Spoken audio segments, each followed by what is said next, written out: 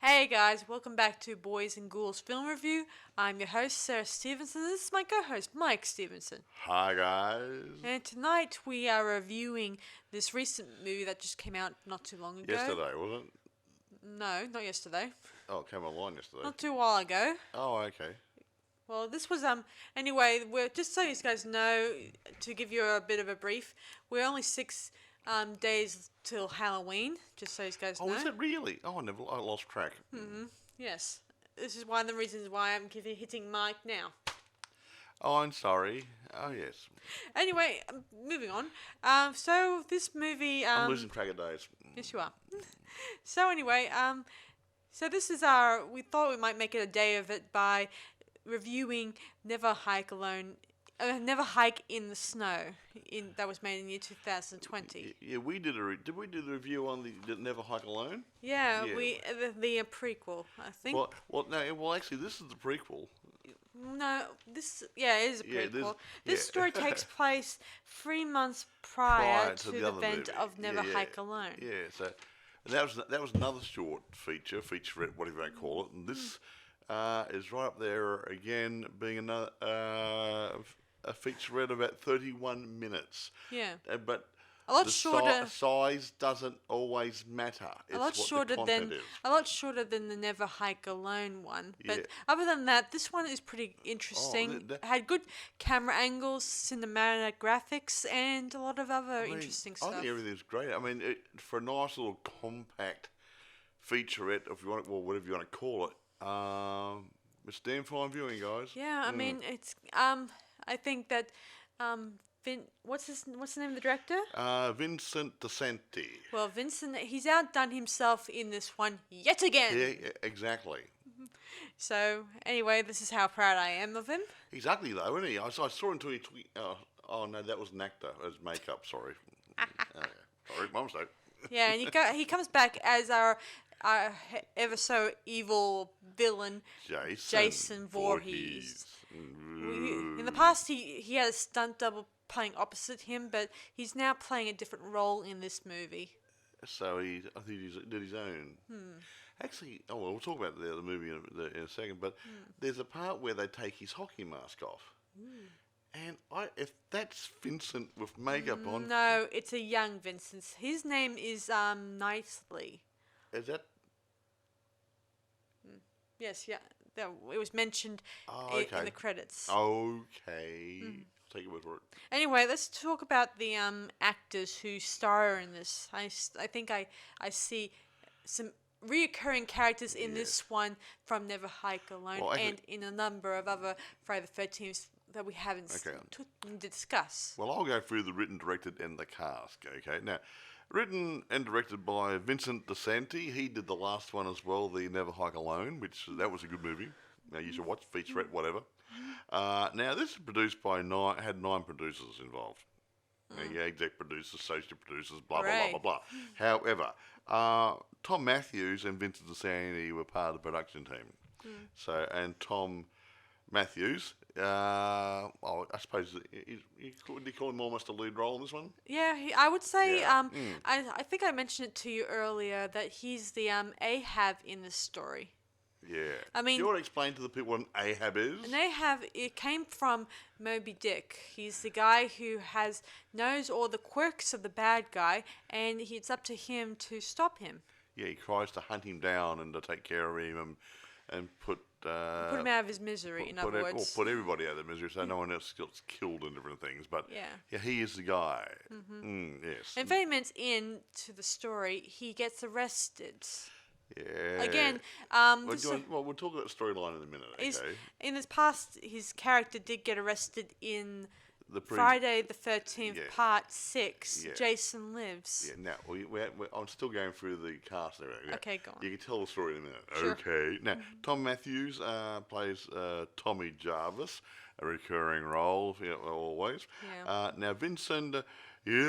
Guastafaro, I think is the right pronunciation. He plays the sheriff Rick Cologne. Yeah. Who was he in one of the previous movies? Yes, he was a deputy Rick Cologne, and he was practically he had his claws into dear old Tommy Jarvis. Because he reckoned he had something to do with the killings which he didn't, obviously. And I guess in this one, he's still bent on thinking that Tommy has his hand in it. He thinks he's a nutcase killing guy, but he can't But prove it. I think that in this one, there's a lot more going on behind the scenes. Yeah, I think there's Sheriff Rick Cologne, is trying to use Tommy Jarvis as a scapegoat to sort of say, oh, I just arrested this guy for the killing. They're a good fellow, when he knows that Jason Voorhees is still hanging around somewhere. Yes. Ah. Yeah, so who else stars in this? Now, Brian Forrest, he plays the deputy, Alan Mabry. Now, problem is that I won't say he gets killed. No. Well, never mind. And he's the guy who played as a stunt double to Jason Voorhees in Never Hike Alone in the film. Now, a guy called Cortland Gordon plays Mark Hill. Now, he's a guy in the beginning of the movie who is a photographer type guy. Yeah. He does photography as a hobby, and he goes up to this area taking photographs around, Camp Crystal Lake, and he gets monstered by you-know-who, Jason, and blah, blah, blah, blah, blah. He goes missing, presumably dead. Yeah. Yep. And his mother, what's his name? Anna Campbell, that plays Diana Hill. So right. That's only for a minute. But anyway, okay, she plays Mummy Dearest. But however, drum roll, please. Lastly but not leastly, Vincent DeSanti plays Jason. Yes, and we have a reoccurring character I should mention. What's that? Who plays Pamela Voorhees. Mummy Voorhees. Yeah. Yes. What's her name? Mummy. I don't know. Is it Lennon Hobson? Is it? Yes, I think so. Yeah. So she sort of reappears as a bit of a vision in Jason in this one. You're a good little boy, Jason. Okay, yeah, right, and she's a lot younger, but that's okay. I don't think we'll pick at that. Well, see, someone's got to fill the bit parts in. The bit parts are okay. Mm-hmm. It's like in Welcome to My Nightmare, the song with that Alice Cooper does. Yeah, that lady's voice says, Stephen, all right. Yeah, Mum's calling? Yeah. Mm-hmm. Well, I don't even know who the voice is. It's only there for a couple of seconds, but it really made the song. So, yeah, when these bit parts in movies, they sort of make just make it, it's a good fill. You know? Agreed. Yeah. Yeah, so anyway, shall we go into the story itself, Mike? Well, you're very good at storytelling. You are an orator in yourself, aren't you? So go take it away, Sarah. Yeah, so the story begins with our young kid who's gone taking photos. He runs into Jason and he gets killed in a gruesome way. I won't tell you how. It's just so creative how looks really good. Yeah, and it's so creative about blood. That they include new weapons in this one. Yeah, he doesn't stick to his little machete. Yeah, that's the interesting thing. I like that. I mean, a great bit of creativity, even though we do see in the past in the Friday the 13th, he does use a lot of mixture of weapons to play a part in his killings. Very cool and clever. I gotta admit. So anyway, the police are called in and they think they're investigating a disappearance, not a death. Well, without a body, they can't say it's a death. There's a lot of blood. It could have been deer hunting. Yeah, it's true. Or bear hunting, or all we know is the sheriff wants to clear the blood away, and there's her into it. But his deputy doesn't think this is the right way to go about it. No. He thinks they're just trying to clean up evidence of probably a crime that may have been committed. Quite possibly. You know. Anyway, he interviews his the kid's mum. And throughout the scene, we see a lot of flashbacks to the past here and there, and I do think they're well developed in this scene, where we see. I thought so. Yeah. And throughout the scene, we see a lot of technology thrown in here and there, like the boys taking photos of the Camp Crystal Lakes, campsite, and then we get a shot of Jason running out and greeting him. Yeah, he gets a picture of Jason. nobody also had a picture of him. He doesn't do a Kodak moment, does he? No. And Jason doesn't like cameras, so he just does his best to destroy the camera. Yeah, that wasn't a cheap camera. It wasn't an Instamatic, guys. Anyway, so the sheriff doesn't believe that Jason's hanging around. He reckons Tommy's got something to do with it. But Tommy tries to tell the police you're on the wrong path, and he even sends a message by keying into one of the police cars the word Jason on it. Which meaning hint hint, hunch hunch. This is a huge Jason Voorhees problem. Business as usual. But they don't see it that way. They think that Tommy is just being a pain, and decide to haul him in to prison, to prison for a while. Exactly. Or interrogation or whatever. Oh, yeah. I think if this was Old West, they would have had him strung up in a tree by now. You know? Who knows? But then again, he's the sheriff, and he says stupid slang words. Like, I think when he was a deputy... He said some rude words, I think, did he? Yeah. I can't say them. They might take us offline. Yeah. The deputy, when he was a deputy police person back in the old days, he was an obnoxious bit of a piece back then too. So it's kind of good that dear old Vincent has included more and more of the original character's behaviour in this one. Exactly. Even though characters do change over time. They do. Sometimes. Well, Jason's matured. He's grown up into an old killer instead of a young killer now. Quite. So anyway, so they haul dear old Tommy away and are leaving our deputy wandering the campsite alone.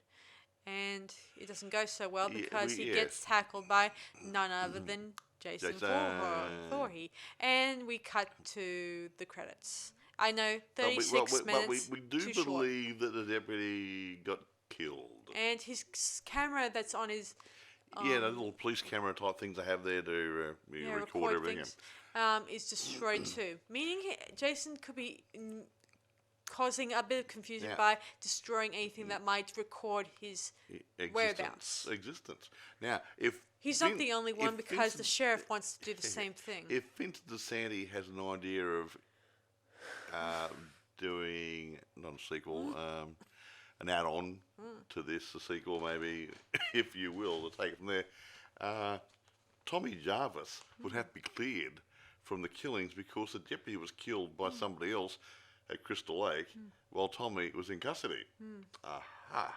And now I wonder if that is on the back burner in Vincent DeSanti's mind, that he might have an idea for a sequel or a second installment of the story. Well, it's hard to say. I mean, there's other sequels that they're on IMDb at the moment, and it's a little hard to know which one's going to be the one going to be published after this.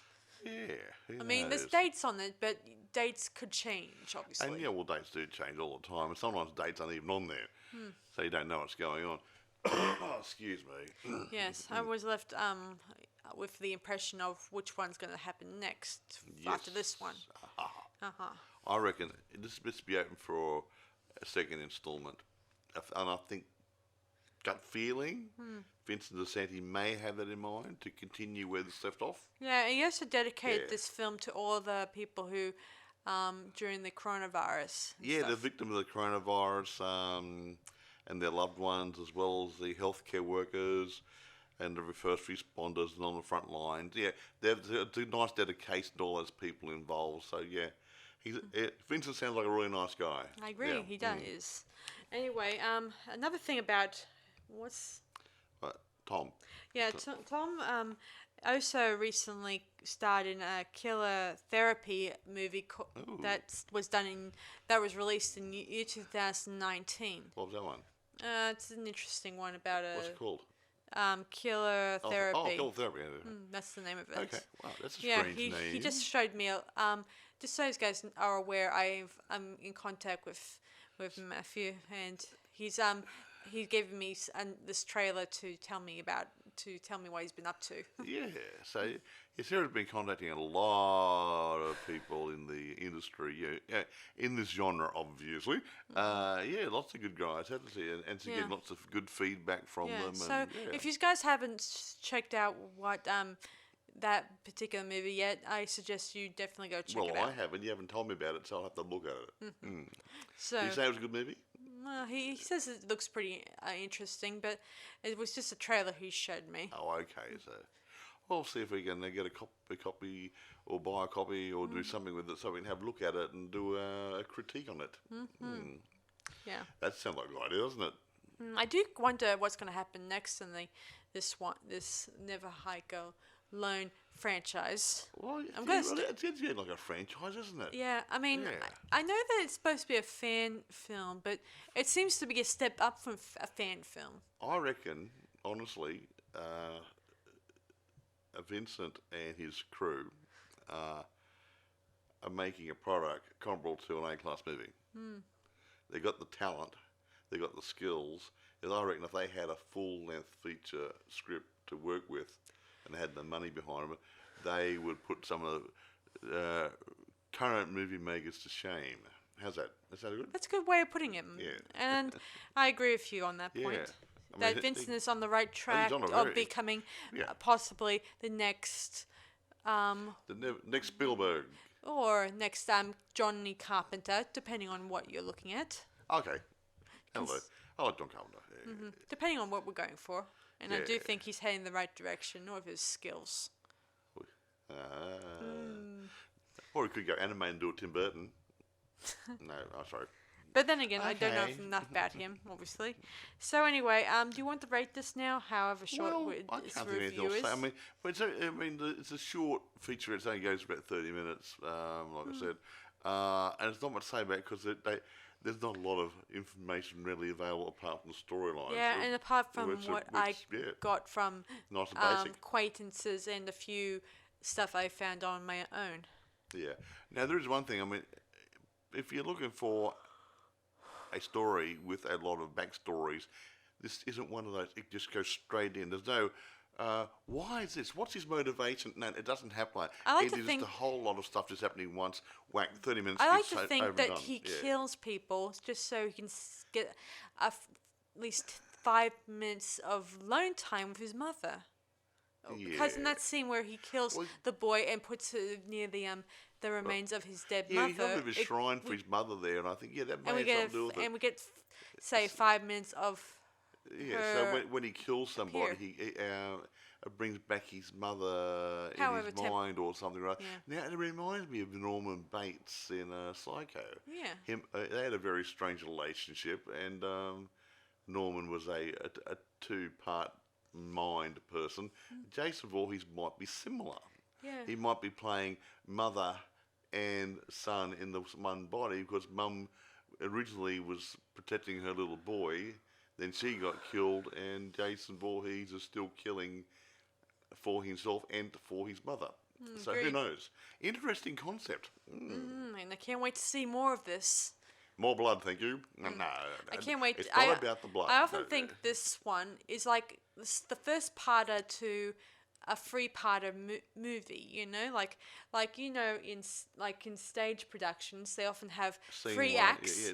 And this is and this is sort of representing the first act or something. Well, it's a bit like And then we get the second act, and then the third act, and they usually run for, say, 20 or 30 minutes in. See, technically speaking, they could make this technically the first movie. Yeah. They could do another one to join this one to the Never Hike Alone movie. So you have one in the middle there. Yeah, so like still maybe you have three. Yeah, but maybe one day not that order. Vincent may merge all three movies or whatever movies he's got in order and for this, and make it into a very big feature film. Could out do. Of it. It's a thought. Way to go, Vincent. Hey. Yes. You're on the right track. Mate, you're a legend. Now, I can't think of anything else to say without boring the people and going over stuff. So this is a short review. I don't want to repeat myself over and over again. This is a short review. Sorry. Because actually, I don't like the review longer than the film. No. No.